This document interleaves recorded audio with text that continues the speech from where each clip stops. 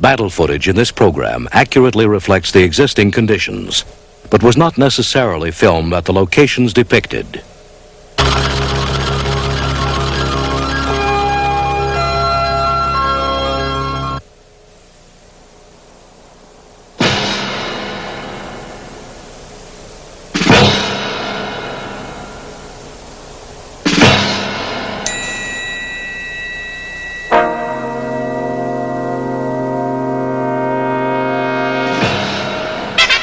It was as functional as a surgeon's knife.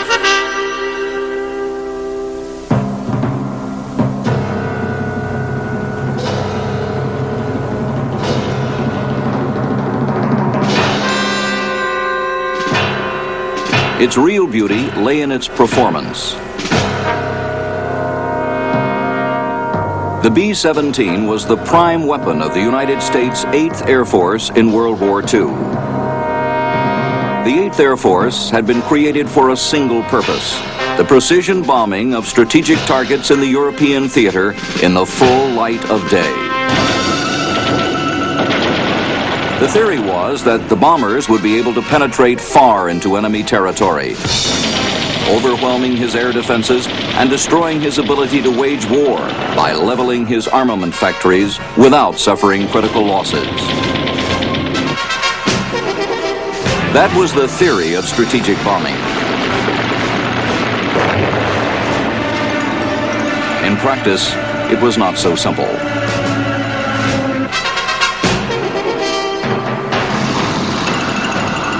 Trapped in the belly turret, one gunner. Some lived, some died. It was understood.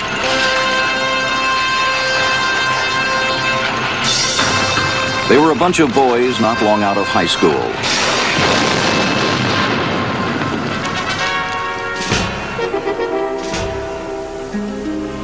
They were not heroes. They used what they had to do what they could. This is their story. My dear little sister, in a way, I'm glad I didn't get a chance to see your little home before I left, for it serves as a symbol. Something small and wonderful to protect and fight for. I have all the faith and confidence in the world that I'll be back. Until then, all my love from somewhere in England, Harold.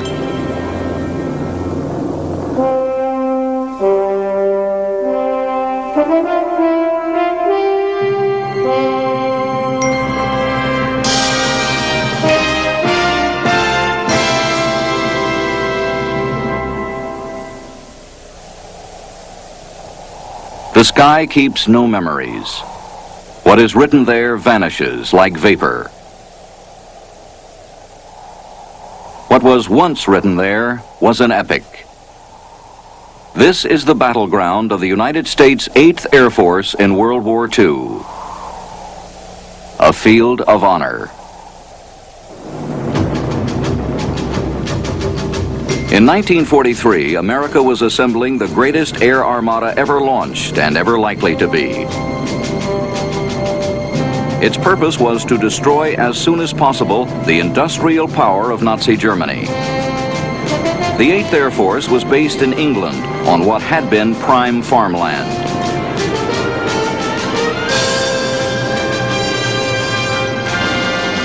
There were more than 130 fields crammed into an area 1/3 the size of Vermont. The area was called East Anglia. The farmers plowed, sowed, and harvested on the fields that were left, practicing peace next to the engines of war. Many of the Pilgrim Fathers had come from this part of England.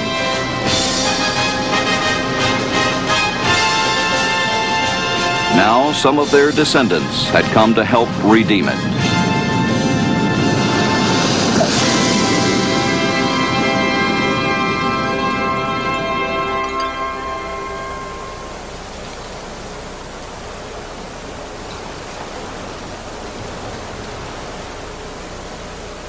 It was not that they were super patriots.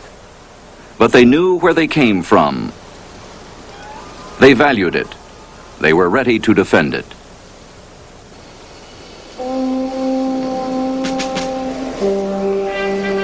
On the night before a mission, the pressure was unremitting. It took all the devotion the ground crews had to keep the squadrons flying. The aircraft were taking enormous punishment, and there were too few. It seemed sometimes in the red hours of the dusk that the 8th Air Force was bleeding to death.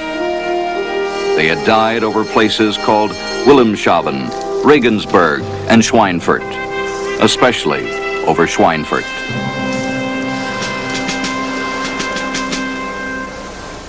A letter from Harold Henslin, pilot from Wisconsin, age 21. Dear Mom and Dad, I'm riding from the Officers Club tonight. It's getting deserted. That usually means a busy day tomorrow. But there's a warm fire and nice music on the radio. Makes me a little homesick, I guess. Love, Harold.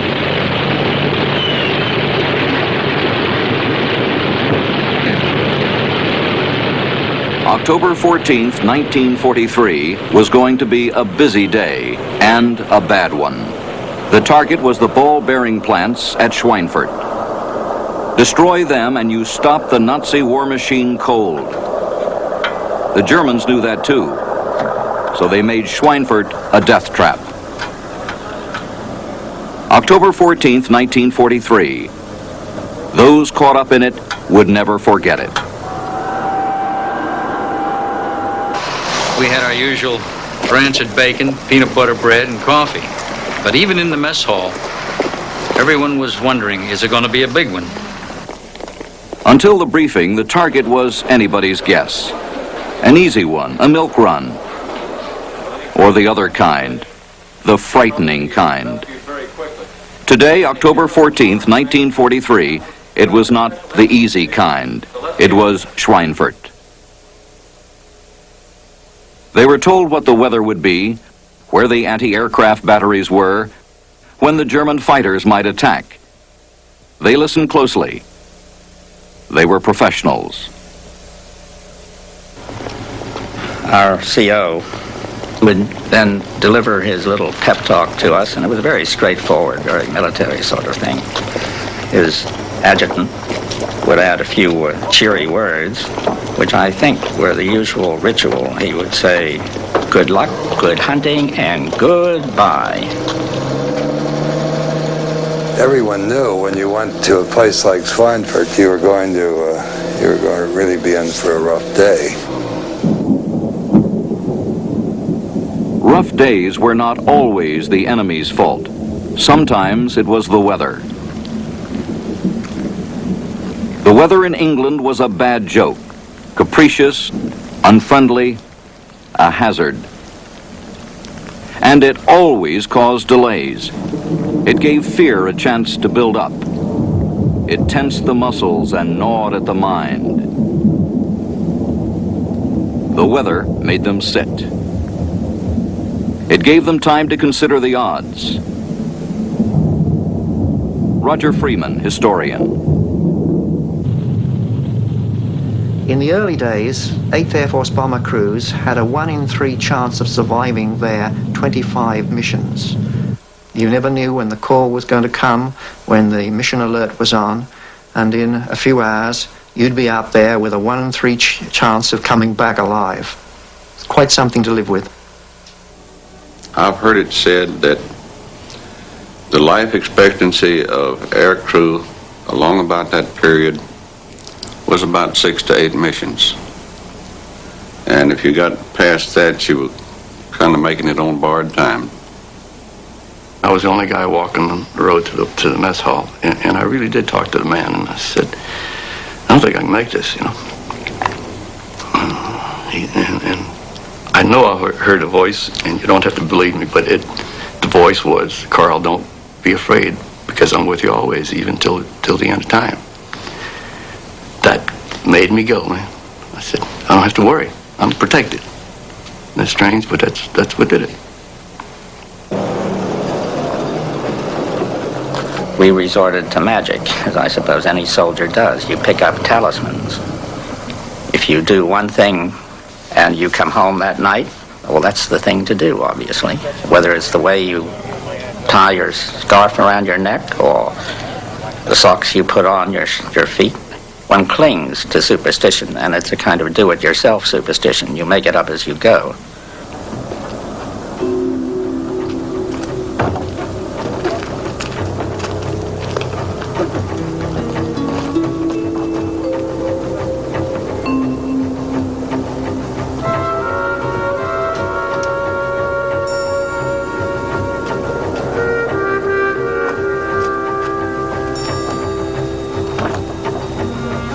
It takes an awful lot of courage to do something if you're terrified. And we had a fellow who really and truly hated airplanes, and he was a pilot.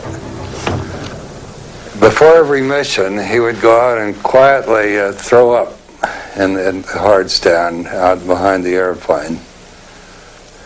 Anyway, he always went, and he flew very well.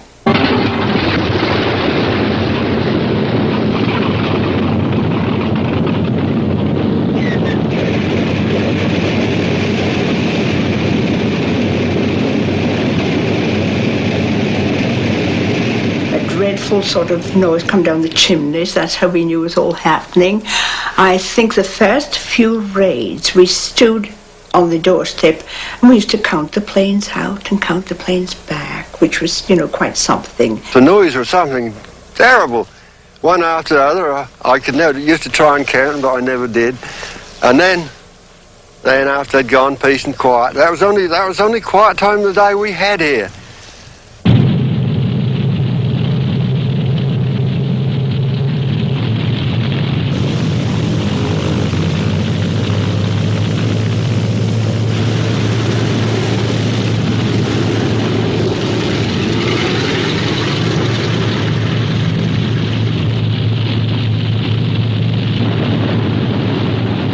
In every plane, 10 men waited and sweated it out, watching for the takeoff flare.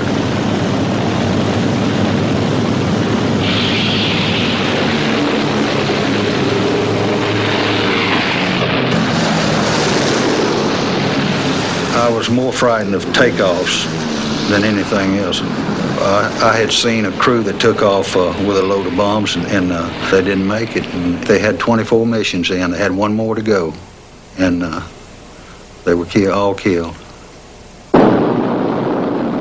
When you did get in that B-17, heavily loaded as it was, and you forward, the momentum pressed you back into your seat, and you just kept moving those throttles against the wall, and the old bird would slowly gain momentum.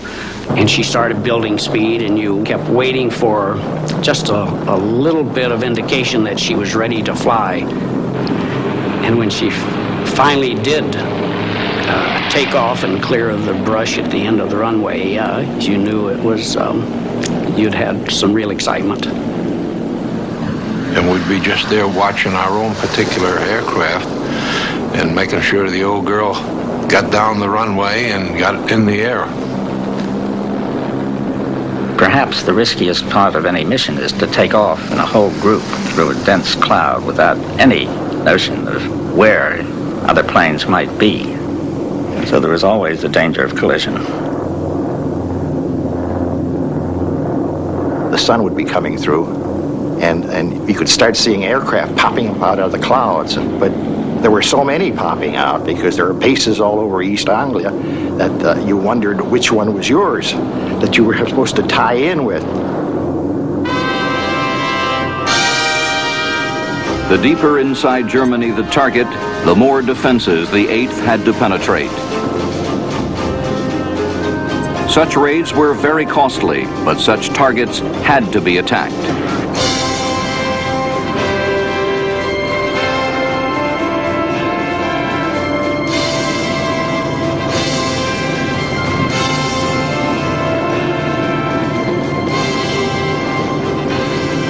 The force headed for Schweinfurt that day totaled 291 B-17s.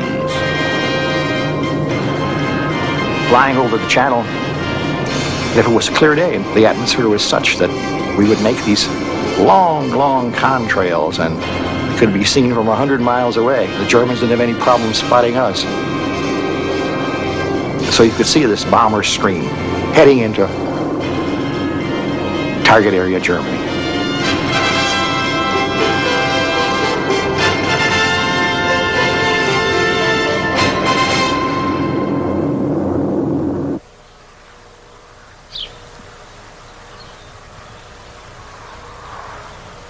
Americans were thought to be big talkers, little doers, and there was a certain amount of resentment.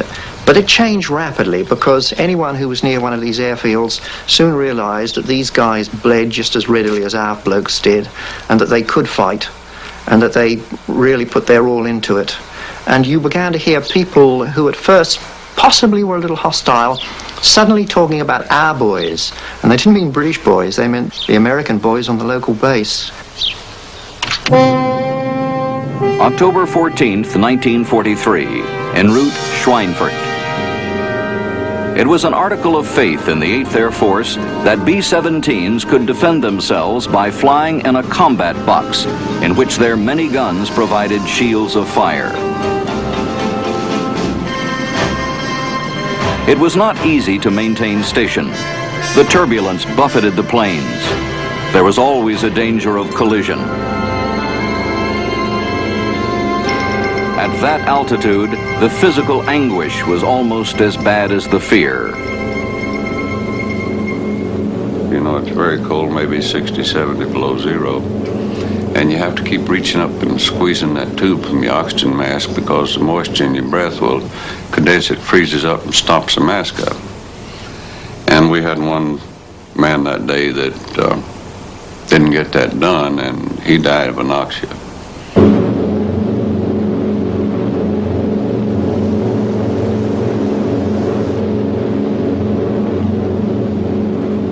In the fall of 1943, the fighters could escort the bombers to just beyond the German border.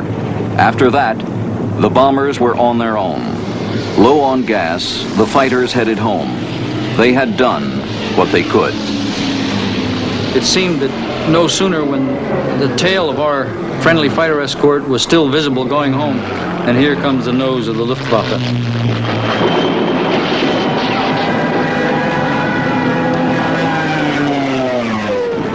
The B-17s were alone, and hundreds of German fighters were between them and Schweinfurt.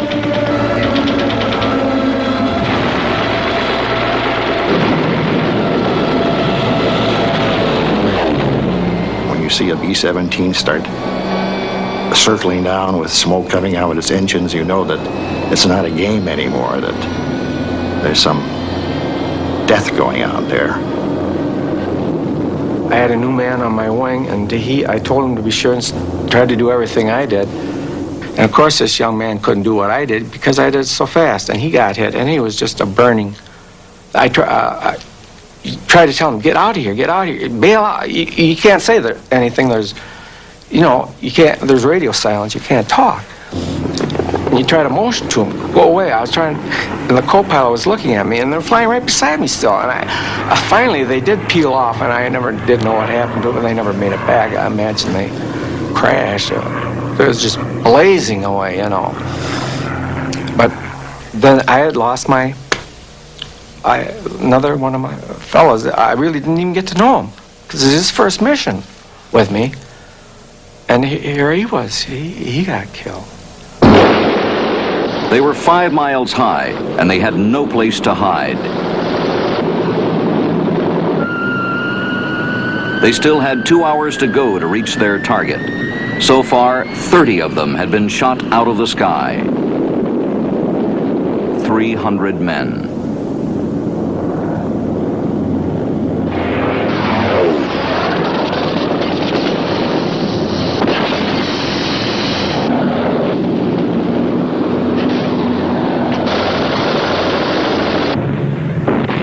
The German flak batteries were massed around Schweinfurt.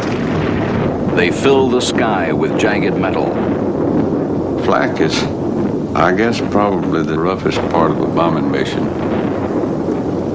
You can't shoot back at it. You can't do anything about it. All you can do is fly through it.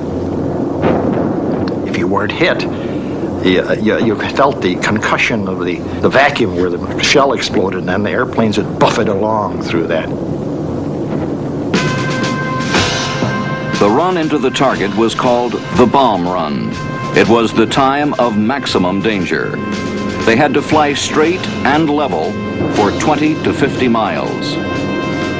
They were sitting ducks. Now, we've been turned back by weather, but no 8th Air Force was ever turned back due to enemy action. It was incredible what some of these people did. We never retreated. Once we were committed to a mission, that's one thing we never did was retreat. I mean, there was no such thing as retreat.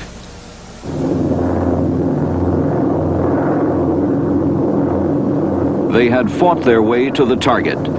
They had hit it with all the force they had, as accurately as they could. But whether they had been able to prove the theory of strategic bombing was still an open question. They had already suffered critical losses. 30 more B-17s went down over the target and on the way home. 300 more young men. It was a bloody shambles. The way back from Schweinfurt is a nightmare vision, which I think all of us who were on that mission still carry with us.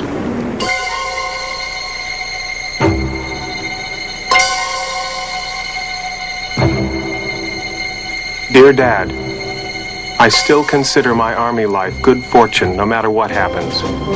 I'm the same fellow you always knew, only a little stronger in my personal convictions. And after being guided through a few recent experiences, I'm inclined to believe that God wants me to return to you again, here on earth. With all my love, your son.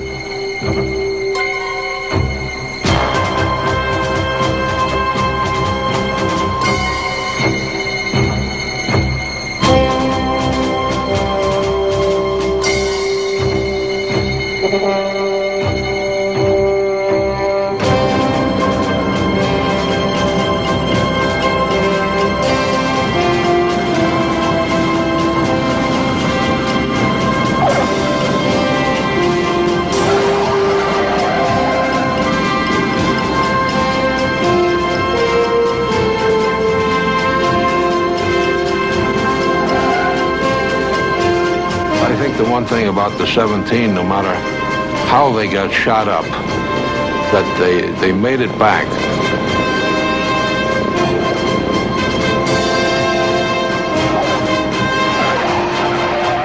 We knew so many of these boys. They were just boys, you see, when they were here. They were probably 19, 20, early 20s. And we did feel very sad when we knew so many planes had not come back. 60 planes had been lost, 600 men, nearly 20% of those who had set out. Many of the planes that did come back would never fly again. For what had been achieved, the losses seemed unacceptable. In theory, at least, Mission 115 to Schweinfurt had failed. Colonel Milton, who had led the raid on Schweinfurt, reported to the commanding general. I simply described the mission from start to finish, what had gone on, what we had done.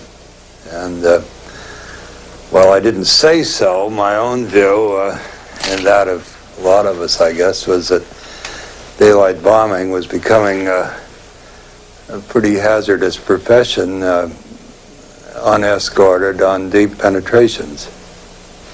The mood in headquarters might have been desperate after Schweinfurt. They might have realized then that grand strategic bombing was not quite the neat way of the surgical method to be used to end a war. But that was their worry. It wasn't ours. Our prime worry was to get up, do the job, and get back. And to do that, 25 times, if possible, survive, and go home.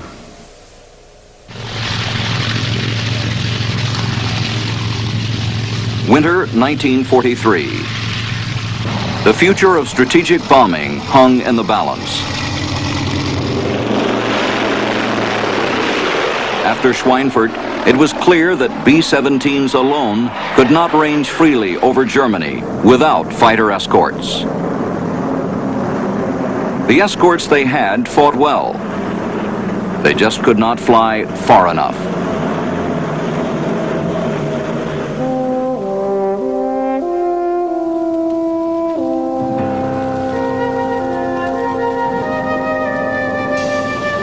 It would happen every mission, every day. They died from in-air collisions in the English fog. They died from bullets, from flak, from breathing fire. They kept trying. They kept dying.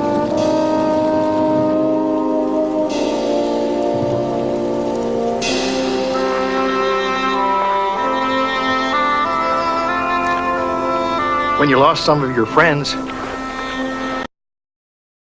you didn't think about it. If you did, I think emotionally it would affect your own performance.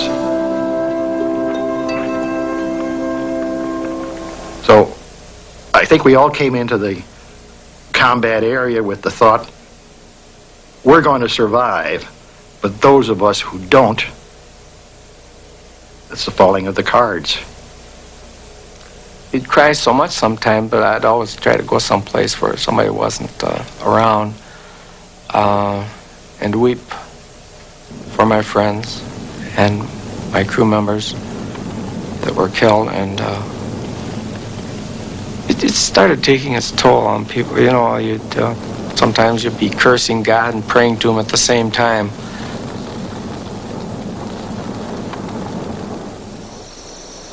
It was part of the paradox.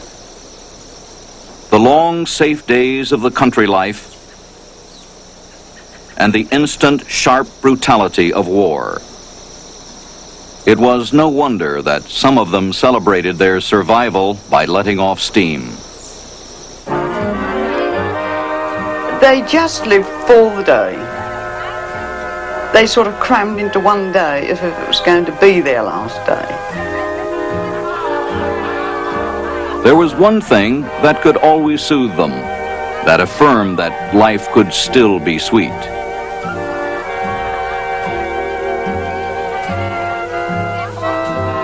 And the London women were at your feet. You could dance with anyone you wanted. You couldn't always take them home, but you could dance with them. They had more money. Now, if you went out with an English soldier, you got fish and chips, you know, but you went out with American, you got a taxi ride and dinner. One place you could find comfort was in the quiet of a little London club. In the back of your mind, you were saying, well, this isn't really real. That the real world is up there in the sky. The real world is seeing those dreadful burning planes on the ground and seeing cities go up in flame. So you were never quite sure whether that was the nightmare and the Brevet Club was real, or whether the Brevet Club was a reverie and the war was real. By now, America's war effort was in high gear. New bombers, though no long-range escorts as yet, and new men to fly them, young and confident, until they met the veterans, the ones who had smelled the flames. They'd sort of walk around like zombies. We were replacements for the ones that were shot down. But the remaining guys were really bad. Yeah. And you'd talk to them, and if they had 6 missions in, you'd say, God, you're a hero. You know, you can't do that. How can you live? How can you still be here? I can't remember the fellow's name, But he wasn't very encouraging. He says, don't unpack your locker bag, he says. They'll be sending it home to your mama soon.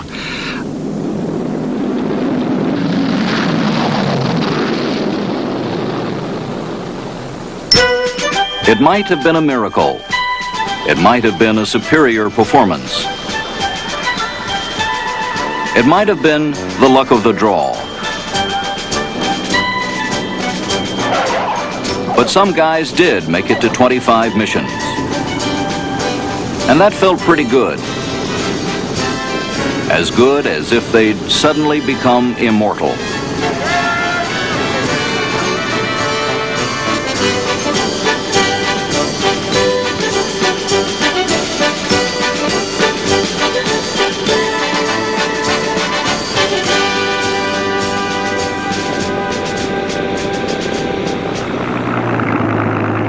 January 1944. Things were going to be different. The long-range escorts were here. They could take the B-17s right to their targets.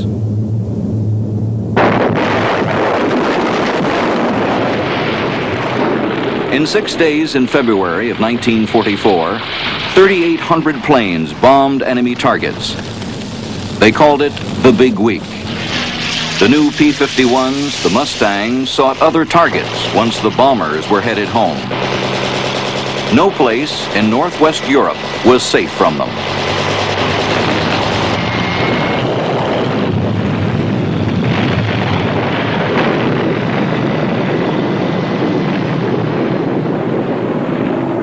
The P-51 was the pawn that changed the game. It made long-range penetration a reality.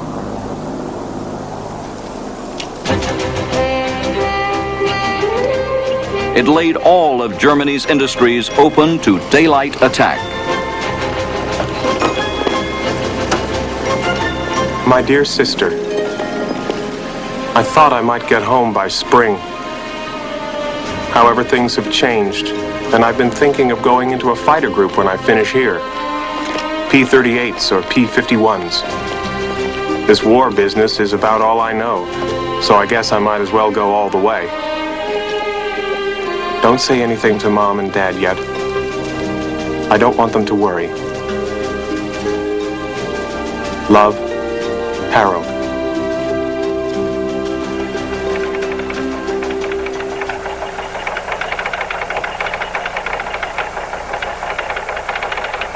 Gentlemen, the target for today is Berlin.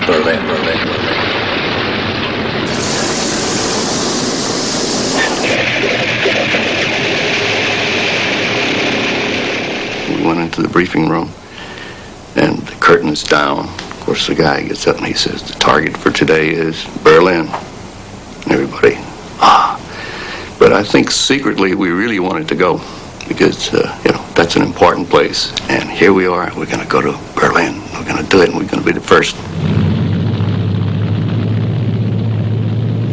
I know everybody was scared. If he says he wasn't scared, he wasn't there. For Bob Shones, it would be a day he would always remember. There have been other big ones like Oranienburg and Schweinfurt, but Berlin had a name all by itself, of course. And we went to briefing like any other day. Went to our airplanes like any other day.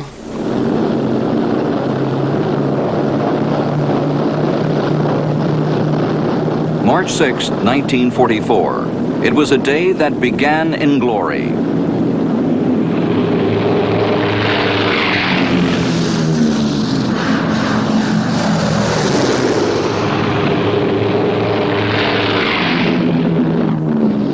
One Englishman saw what it meant.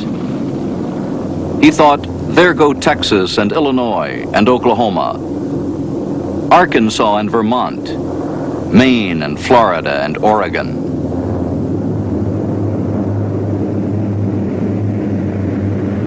It was just a beautiful flight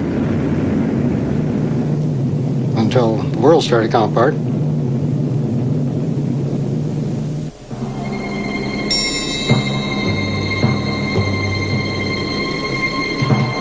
March 6, 1944. Preparations for the invasion of Europe were underway. The 8th Air Force was on the offensive.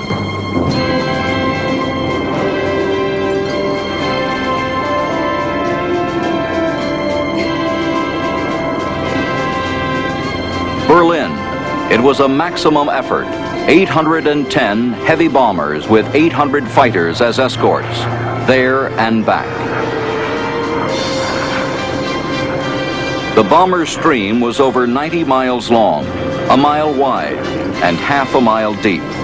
It took nearly half an hour for the stream to fly over a fixed point. It was formidable, but it was not invulnerable.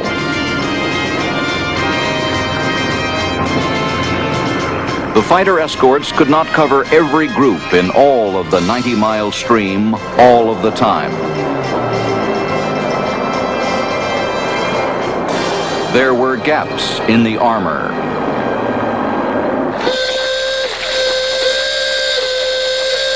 All the way into the target, in Belgium and Holland and Denmark, and in Germany itself, the Messerschmitts and the Focke-Wulfs scrambled. They would be looking for a gap in the fighter cover, somewhere in the 90 miles of American bombers. And they would find it.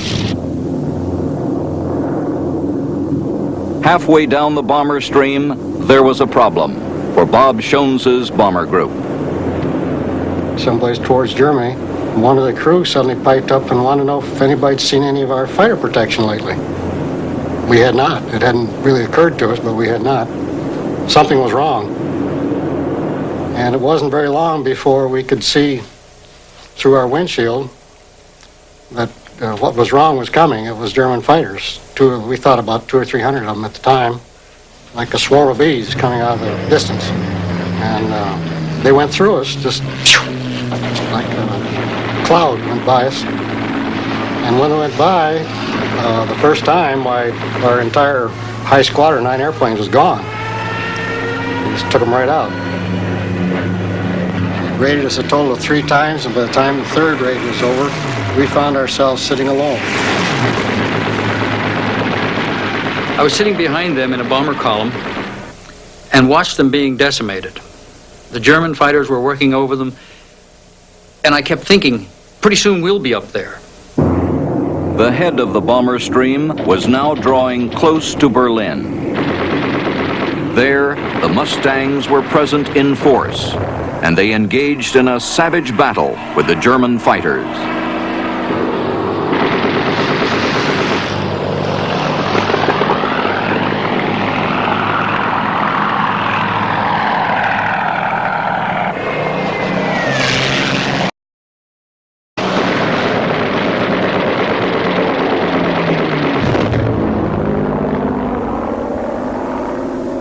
Elsewhere in the bomber stream, other B-17s were under heavy attack. As they turned into us, and of course they were head-on attacks, and you could see them blinking, the blinking of those 30 millimeters coming at you. But it was so rapid that if you were hit, at one moment you were flying without any damage, and the next moment you were in trouble. The flak over Berlin was the kind they said was so thick you could walk on it. That's about the time we picked up our 3rd hit. It put a terrific hole in the top turret gunner, and he died right there on the spot. So we were flying with engine and rudder is all we had left. And it's a kind of a dying swan sort of a thing. There's no way you're going to recover. You're going down, you know it, but you're giving the people a chance to get out. The other waist gunner was thrown against the tail wheel strut, and I was thrown against him. The plane went into a dive, and I can remember him screaming in my ear, and I could feel his head just crushing underneath, my weight in that plane in that dive. I started to jump. I looked back and saw the radio operator laying on the floor of the radio room with his right leg all bloody. And his eyes were about the size of saucers and black as coal, and went back and got his chute and got it on him and got him to the waist door. There's nothing going past that door but just fire, and he kind of locked up on the door, and I had to jerk him loose from that and throw him out the door so I could get out. So when I dropped through that bomb bay opening, you just can't believe the quietness out, and yet you see all this activity going. Airplanes and bomb bursts, and you see planes going down, and I could see my plane slowly spiraling towards the ground with this long stream of flame coming out of it. And of course you hope and pray that every one of your members got out. This day, the theory of daylight strategic bombing was vindicated. Berlin was successfully attacked. The losses of the 8th Air Force had been acceptable. They were less than 10%. It occurred to a number of us that day that it must be very demoralizing to Germany to see that kind of force over Berlin itself. I remember turning off the target at Berlin and looking back, this armada that seemed to stretch right over the horizon. I don't think anyone will ever see anything like that again.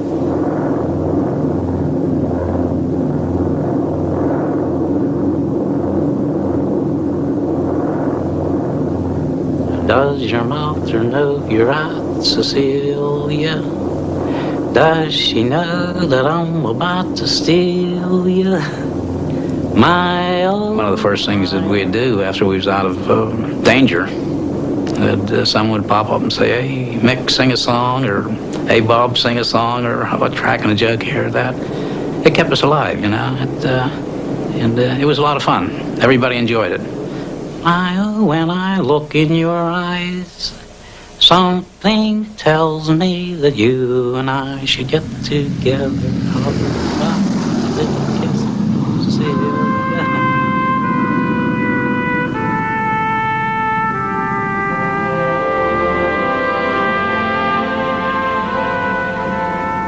Bob Shones began to worry about the rest of his bomber group. When you're flying home and the combat's over, then the things start to occur to you that there's a lot of airplanes missing someplace. You wonder where they are.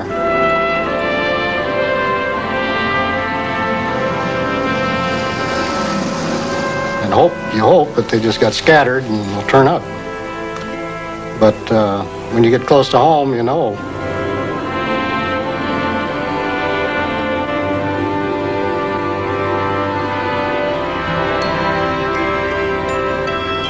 And you're all alone going to your base, you know that there's something wrong because there's nobody else around you on your way.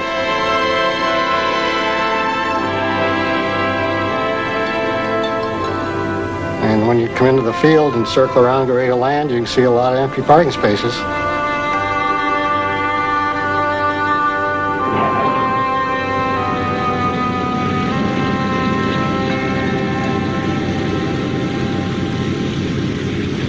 We landed and taxied to our assigned parking place and were immediately met by our squadron commander, who wanted to know what had happened. How do you tell him what's happened? How do you know what's happened, other than there are no other aircraft around and the crews didn't come back? He started to cry. And when he started to cry, I guess we all started to cry. It was a shocking moment to realize that you alone had come back, and all the others had not.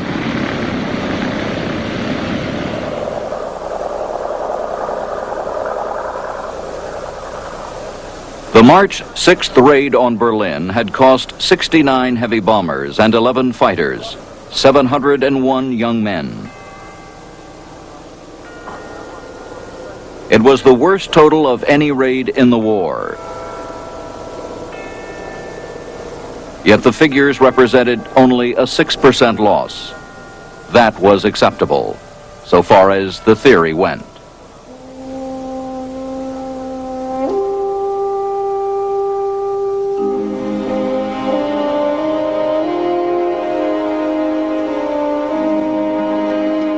My dear family, I'm tired tonight.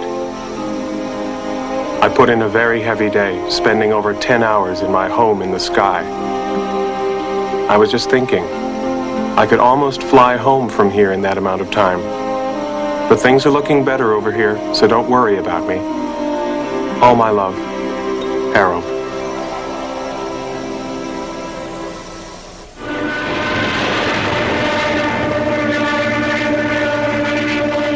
The Secretary of War desires me to express his deep regret that your son, First Lieutenant Harold F. Henslin, has been reported killed in action April 28th over France. Lieutenant Henslin would now be 62. It was his 21st mission. 3 of his crew survived.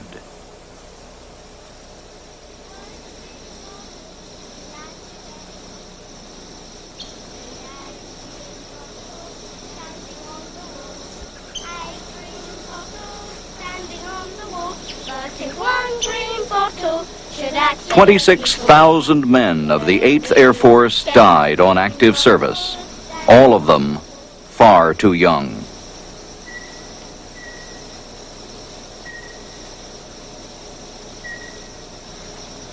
"17 men won the Medal of Honor, 7,000 the Purple Heart, but they won much more than that.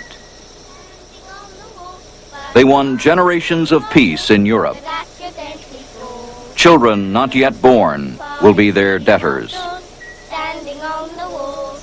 They themselves, of course, had different reasons for doing what they did." Flying an airplane was, to us 20-year-olds, let's face it, kind of a romantic thing to do. It was new and different. It was glamour. I had to fly. It just never entered our minds that we wouldn't fly. We were trained to do it. We believed in the mission that we were on, that Hitler had to be stopped. I couldn't refuse to fly. I couldn't do it. I mean, you know, they were like brothers to me. My crew, didn't any of them not go? I mean, I'm going to do what they do, you know. I was scared. Everybody was scared. We were doing our job. We were being part of the times in which we lived. We were assigned to a particular moment in that time, and we were trying to fulfill it. I don't think that I can cast it more heroically, as much as I'd like to.